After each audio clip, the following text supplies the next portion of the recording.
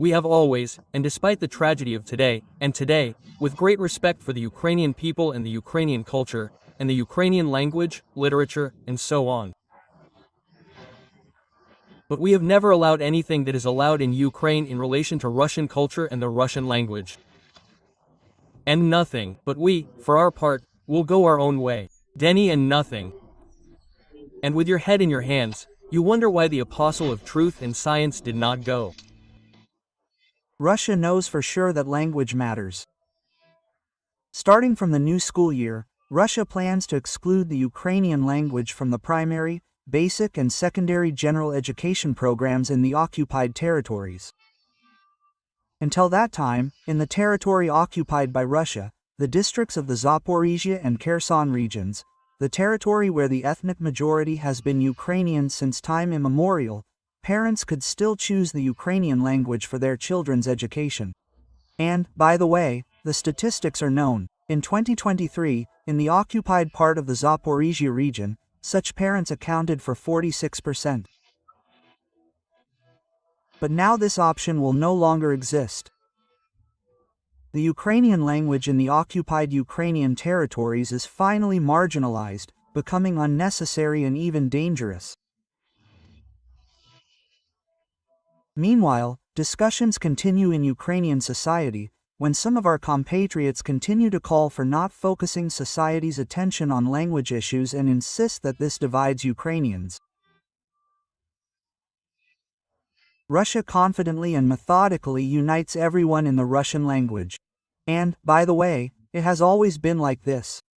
It was Putin who achieved the abolition of the norm of compulsory study of the languages of the people in Russia in the schools of the national republics, and there have been no Ukrainian schools in the Russian Federation since the Holodomor in Kuban.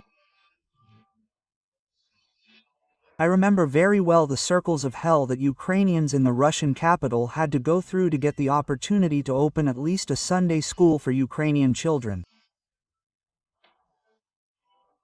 Of course, it no longer exists, and the organizer of this school, an elderly man, was forced to flee Russia after the war began under threat of arrest.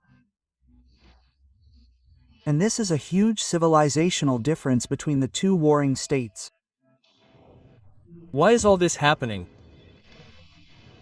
Where does this impudent manner of speaking from a position of one's own exclusivity, infallibility and permissiveness come from?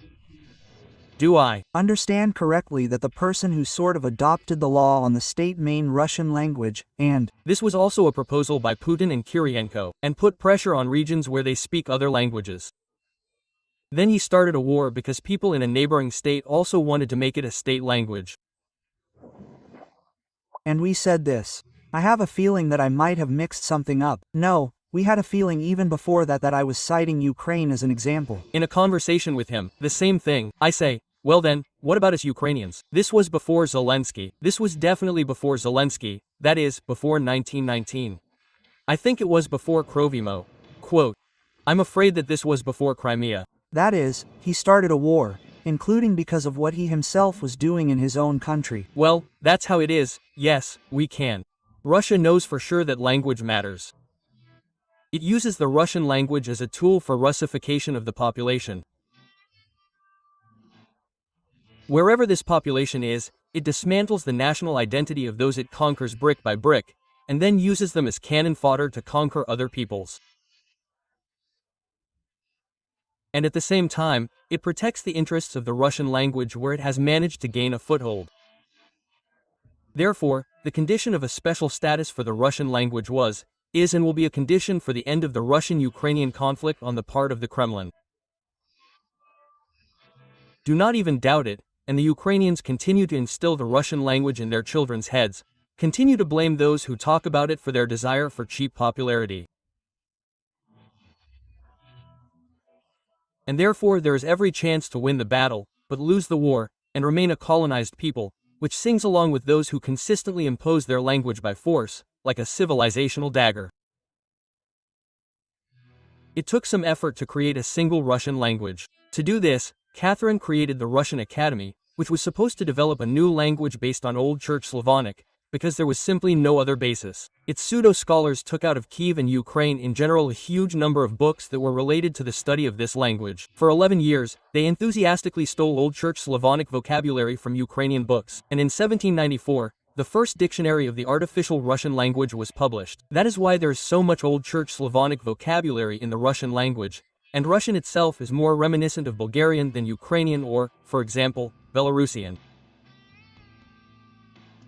The fate of the Ukrainian language resembles the fate of most European languages.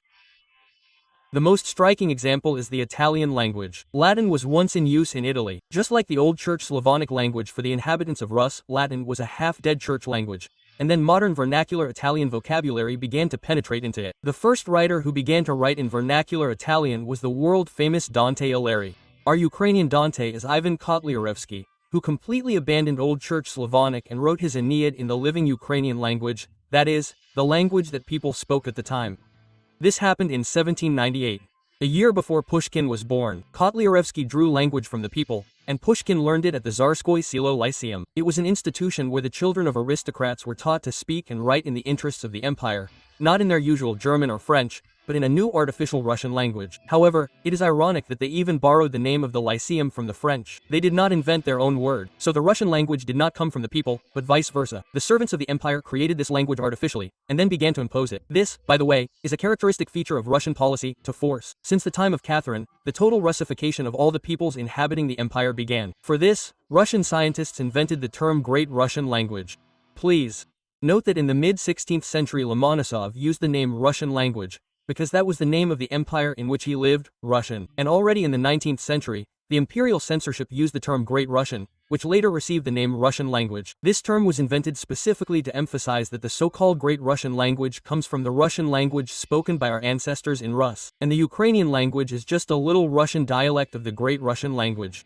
The fact that this is a common lie and propaganda, among other things, emphasizes one curious fact. Vladimir Dal, the author of the Explanatory Dictionary of the Russian Language, a Dane by nationality, who, by the way, was born in the Ukrainian Lugansk region. He knew the Ukrainian language very well and even translated the work of Grigory Kavitka Osnovianin into Russian. So, the first name of Dal's dictionary sounds like this: Explanatory Dictionary of the Great Russian Dialect of the Russian Language. That is, he classified the Russian language as a dialect of Russian, but this name did not pass censorship, and the dictionary was published under a different name. Explanatory Dictionary of the Living Great Russian Language. All attempts by Russian pseudo-scientists to show that modern Russian is the same language that was spoken in the times of Rus, and that the Ukrainian derivative of Russian is simply insignificant. Americans speak English in a language that was brought to the continent by the British. The modern pronunciation of Americans and the British is different. So, imagine that modern Americans decided to prove that their pronunciation is the only correct one, and that they invented English, and then attacked the British for infringing on the rights of the American-speaking population.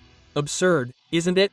The Ukrainian language, which, despite total Russification, has risen in all its might, is the heir to the language that was spoken in Rus 1,000 years ago, just as the Ukrainian people are the heir to this ancient state.